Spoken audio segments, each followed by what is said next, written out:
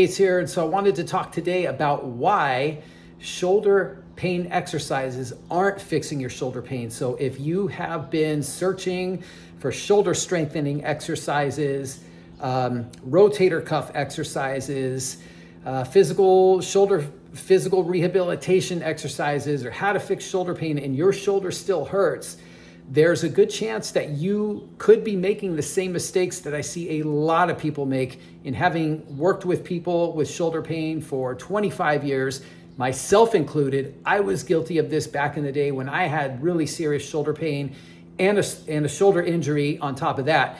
So I'm going to talk about what that is, what the mistake is, but I'm going to share kind of 3 key areas that you need to be looking at in your shoulder. The shoulder is more than just this part of the shoulder. So I'm going to share what the 3 key areas that you want to look at are to determine how to fix your shoulder pain. You got to know where it's coming from and what the cause is. And then I'll share a 6-phase movement protocol that I've used with great success in helping to restore healthy, pain-free shoulder movement, as well as to build a foundation that you can use to strengthen your shoulder and help prevent pain and injuries down the road. So the big mistake that I see is when somebody's trying to build strength in their shoulder, they're trying to strengthen the shoulder that doesn't move well. And when this happens, when you try to strengthen a shoulder that has mobility restrictions, you often reinforce the same problem that started this whole issue in the first place. And so, most people assume that when they have shoulder pain, that the shoulder is weak, and so they try to strengthen it. And, part of this is like if you've ever gone through physical therapy, that's some of what they do in there. They will do some mobilizations a lot of times, manual therapy, but then they will give you something like a resistance band, have you do some rotator cuff strengthening exercises or some isometric exercises, or maybe a light dumbbell. And so they will reinforce trying to build strength. And again, I think we've got to look a little bit further into what's going on with the shoulder. Because again, if we just try to strengthen it and we haven't restored, a healthy movement in the shoulder, we're going to make an existing problem potentially even worse. So what we have to look at is that the shoulder is more than just this. It's more than just this area that we see. This is like the ball and socket joint that we all know about. There's more than that, and this is called the glenohumeral joint. So this is just one part of the shoulder. And so if somebody comes in and has shoulder pain, then I will look at 3 key areas. And these are the 3 areas that you want to look at when it comes to addressing your shoulder pain. So one, like I said, it's a glenohumeral joint. That is that ball and socket joint. We want to know if that area is moving well. Okay, if that area is moving well, we also want to look at another area, which is the shoulder blade or the scapula. And that's that triangular shaped bone on the upper back and the mid back here. Because if your shoulder blade is not moving well, then what happens is a lot of times that causes shoulder pain. And then finally, we want to look at the upper back, or what we call the thoracic spine. And that is the area of the spine that goes between the top of the shoulder blades, so right here, and down toward the bottom. So right about where my fingers are, the area of the spine in between my fingers. Because if that area, that thoracic spine is supposed to move, it should be able to bend, it should be able to extend a little bit, not a lot, but a little bit, and it should be able to rotate. So if it's not moving well, again, you can end up with shoulder pain. And if your shoulder pain is caused by a shoulder blade or a thoracic spine that aren't moving well, but all you're doing is trying to work on this ball and socket and strengthen the muscles in the shoulder, it's either not going to do a whole lot because you're not addressing the main issue, or it could make an existing problem even worse because this shoulder is going to keep getting stressed out when other areas aren't moving well. This is trying to compensate for that. Okay, so let's get into, once you address what's happening, like whatever area is not moving well, I should say, that's the area that I would address first. That is the key area, like the linchpin that we look at. If you address that one area and unlock it, a lot of times that's the key to restoring healthy, pain-free shoulder movement. All right. So another thing is that we want to make sure, again, that we're not strengthening before we've got healthy movement back. So the movement should be the first thing that comes. We should be addressing that first and foremost. So, for example, let's say, for example, you cannot get your shoulder up overhead, okay? And so you end up starting to do like strengthening exercises, okay, for your shoulder. And this is what I was just talking about. I'm just trying to illustrate an example. And let's say that you're doing that and you're doing all these exercises, you're doing these wall climbs like they do in physical therapy, walking the hands up the wall, or you're doing stretches for like the lats, you're trying to stretch things out, you're trying to stretch the chest muscles out, doorway stretches and all these different things.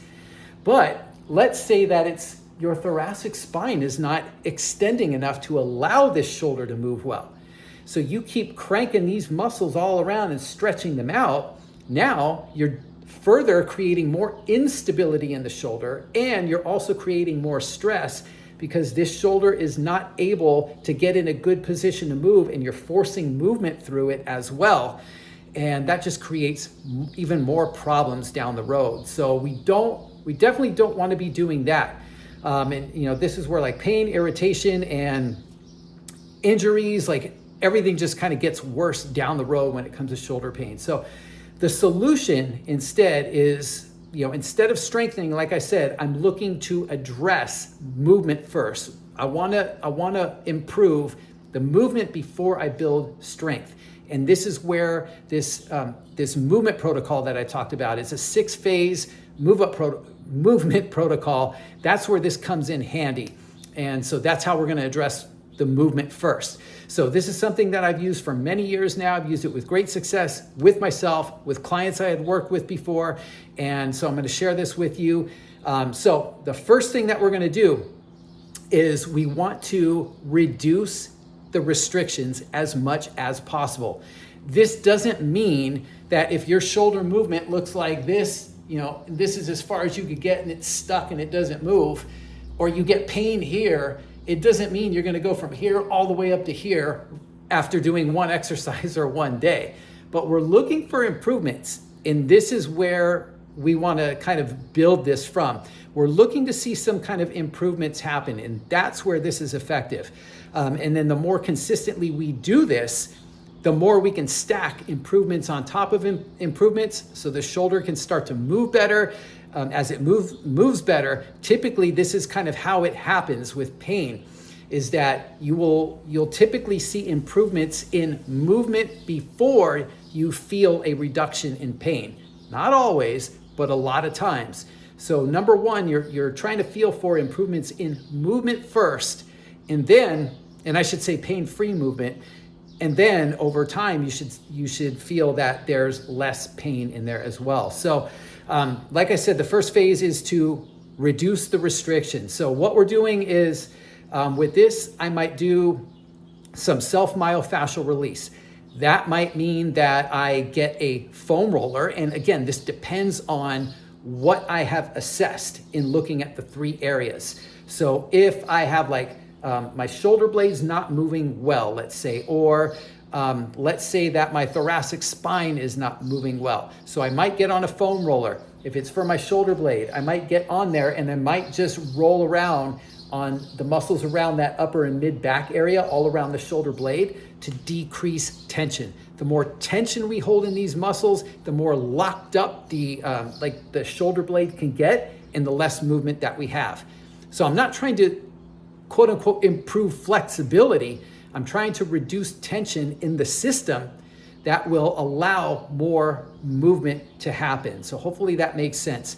If it's my thoracic spine, then again, I might lay the foam roller across my back and just do some gentle rolling and then some light extensions just to open it up and get some movement happening there. So that's phase 1. We're trying again just to decrease tension in order to reduce the movement restriction. All right, so the second phase is, and I should say, let me go back to that first phase. Something else that I've been doing more recently in the past few years has been something called manual sensory stimulation. And basically this just involves getting something like a tennis ball or a small towel or a washcloth and rolling it up and just lightly rubbing it around the areas around the muscles around the shoulder or around the joint.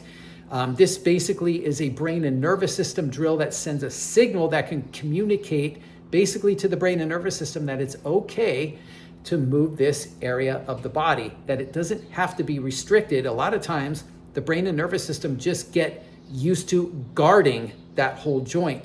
And so it's a way to communicate that movement is okay. However, for an issue like the shoulder, sometimes it might be a little bit difficult to do a sensory stimulation like all around the back area. I can't reach back there, right? So a foam roller and doing self-myofascial release can help in that case, but both have been effective in working. All right, so then that gets us to phase number 2, where now we're looking to restore some mobility. Again, it doesn't mean you're gonna go from 0 to 100 in one improvement in one day, 100% improvement, but we're looking for some level of improvement. Something should either move better, meaning that you gain a little more range of motion at that shoulder, or you might have maybe the same range of motion that you had, but less pain. It could happen that way. So these are things that you want to look for. And so the way that I do this is through what we call biphasic stretching. So it's just basically some light oscillating stretches. So again, depending on what I see, if it's a restriction that's caused by the lats, maybe the lats are tight or the pecs are tight, we might do some pec stretching or some lat stretching, again, oscillating in and out of that, and then holding an end range stretch at the end. Again, though, pain's got to be the guide. So I'm not forcing myself into any range of motion that causes pain. That's like an absolute red flag. I'm staying out of the pain zone and going where my body's comfortable. A lot of times where we begin the movement, that movement ends up improving. We get a little bit more as we go through that stretch. So that's what we're looking to do in that second phase. Also, I have used some nerve mobility drills in this as well. It's a little bit different because it's kind of a double-edged sword with it, because I find that they're more effective. They work faster and the results tend to stick longer than just stretching. However, there's a bit of a learning curve with them. So there's kind of a trade-off in there. However, it's like when you're working with brain and nervous system, the results tend to happen faster because the brain and nervous system are the highest governing system. They control more than the muscles control, basically. They send signals to the muscles. So when we just stretch muscles, a lot of times those results will feel better for a little bit, but then you go back later in the day or the next workout and then you're tight again and you got to re-stretch again. Not that it's bad, it's just that you got to do more of it if you're going through stretching. So, but either of them can work, okay? Just with stretching, you got to do more of it to get results that stick, and you got to do it for a longer period of time. So now we get into phase 3, and phase 3 is where now we are starting to restore and clean up movement patterns. We want to make sure that we've got good movement patterns. So this is where I'm looking to address compensation strategies. And so, if a shoulder that has been moving poorly or been limited in movement for months or sometimes even years has been going on, obviously the body has developed compensation strategies. So what I'm looking to do now is trying to clean that up. And so what I'm doing too is I'm trying not just to restore movement in the shoulder, but the shoulder has to move with the rest of the body. So if, let's say, for example, my right shoulder has been the problem, my right shoulder is designed to move with my opposite hip. So right shoulder, left hip, and vice versa. Left shoulder, right hip. This is how our bodies are designed to move. So I am going to do movement patterns that connect my shoulder movement with my opposite hip. And also, we have to brace a lot of stability throughout the core. Everything in between that shoulder and hip has to be stable, because if you don't have a stable platform to move from, that's when joints get stressed out, shoulder pain comes back, and things like that happen. So that's what we're doing. We're kind of cleaning up these compensation strategies and looking to restore to the best that we can healthy movement patterns, okay? And then phase 4, now we're looking to activate key muscles. So the way that I use this movement protocol is before a workout. This is my warm-up that I do. So on a particularly an upper body day, then the key muscles that I'm working on, depending on what it is, if it's a day where I'm doing a lot of push type patterns, presses and things like that, then I'm going to target more of like the chest muscles. If I am doing a pulling day, I'm going to do a lot of rows and pulling exercises, then I'm going to target like the lats. So that's going to be kind of what fits in this phase here. So basically, though, what we're looking to do is restore, well, we're looking to activate the main muscles that we're going to be working on, but we're looking to do that in order to restore healthy shoulder mechanics. We want the shoulder to move well, but we want to make sure all the muscles are balanced out and that they're switched on and they're working the way that they're supposed to. So, like I said, for most people, that's not just the shoulder joint itself. We got to look at the shoulder beyond just this and target kind of the main areas, or area that we need. Okay, so that's 4 phases. Now we got 2 left to go. Phase 5, this is all about starting to like build the movement pattern, the main movement. So again, going to whatever my workout is, my main movement for the day. So if it is a push day, I might be doing something like a chest press, right? If it's a pull day, I might be doing a pull-up variation or a row, something like that. So what I'm doing here is I am basically performing some variation of that pattern as close to my main kind of lift that I'm going to do. And I'm just making sure that it feels good. I'm feeling the right things. It's smooth. It's coordinated. I'm not in pain. And I'm just adjusting things as I go there. Okay. So, we're building up the movement pattern. And this is where we want to individualize things. So, if I had a client who they can't comfortably get their arm up overhead, well, I'm not going to be putting pull-ups in their workout for that day. I'm not going to be doing it until they could get their arm overhead, because I don't want to force their shoulder into something that's going to injure them. But that doesn't mean that we can't do a pulling pattern, right? I don't have to abandon the whole thing or avoid doing any pulling movements. What I can do is I can find what their range is and where they can pull pain-free. So maybe they can't get from here to here like a lat pull down or a pull up, but maybe we can get from here to here. So I can do rows. I can do some kind of, one-arm dumbbell rows. I could do inverted rows on a TRX. I could sit them on an incline bench face down and do incline bench dumbbell rows, things like that. So again, individualizing things based on what your needs are and what you found in your shoulder assessment is key. There is no one size fits all with this. This is like a framework that will work, but you do have to individualize things for what you need. All right, so, and then that finally gets us into the final phase, which is basically it's kind of ramping up and stimulating the central nervous system. So this is just basically kind of bringing the body up and getting it to a place where we're kind of peaking for the activity that's to come. Like I said, for me, I use this for a warm-up before a workout. So this will basically improve strength. It's great for improving power and coordination and preparing body for an activity to come. Now you can use this mobility protocol before something else. Like if you're going out to play golf, you can do it and it can prepare you for that. You could do it for like racket sports. If you're going to go play tennis or racquetball, if you're just going to go out with your kids and go throw the ball around or play football or shoot hoops, something like that. This can work for any of those, or you can even just use this for without any activity. It could just be something you do daily as a way to help improve your mobility and decrease shoulder pain. So A lot of different ways that you can use this. There is no kind of one way to do it.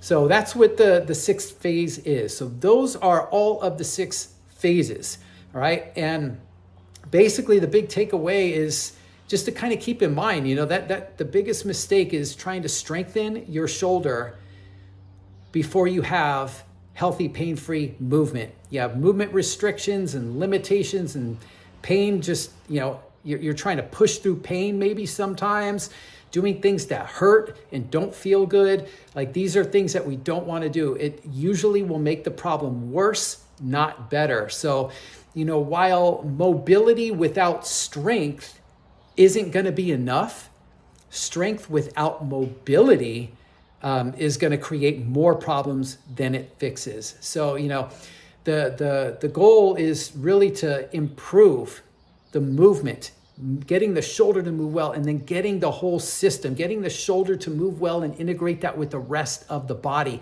Get everything kind of moving well, and then build strength on top of that. It's like building the foundation from which you can build strength. And that's how you do it in a way that is pain-free and that will create kind of, happier shoulders that way. Because, when movement improves, that's the foundation for strength to improve. Like I said, pain will shut down movement and it will shut down strength. So when we get good movement coming back, pain tends to decrease after, and we can build strength back up. And do it pretty well. So, also though, when, movement improves and your strength improves, and you can go out and you can go do the things that you enjoy doing. You can go play 9 holes of golf on the weekend with your buddies, or you can go, play with your kids and throw the ball around and things like that. And you can do it without having to be worried about moving the wrong way, or I have to avoid doing this one thing. I can't throw this way. I can't swing a club like this. And you're trying to focus so much on that. Like, it makes it very difficult to live life and enjoy the things that you're doing, or the time you're spending with your family or with your friends. The more that you can do these activities, get back to doing them without having to focus on them. That's the key. That is like such a big thing, because it will improve your confidence. It allows you to just get back to doing things you love and enjoying life again. So, that's when people start getting back to doing the things they love. That was the thing that I loved most about working with people who, were struggling with pain, is getting them back to being able to do things like that, because it just was like their whole outlook on life improves. Things can get so much better, and you're not doomed to having to live a life in pain or give up the activities you love because of pain. There is a way out.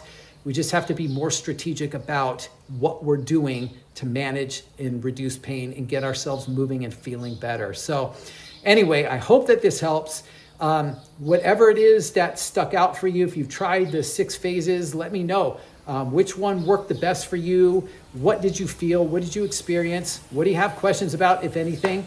And I will do maybe a video about that if you're interested in something else that I mentioned in here and you want to know about. Just let me know in the comments below. So till then, if you like this video, be sure to click the like button. If you want to see more videos like this on pain-free performance, then be sure to click subscribe. And in the meantime, just want to say thanks for watching, and I'll catch you next time.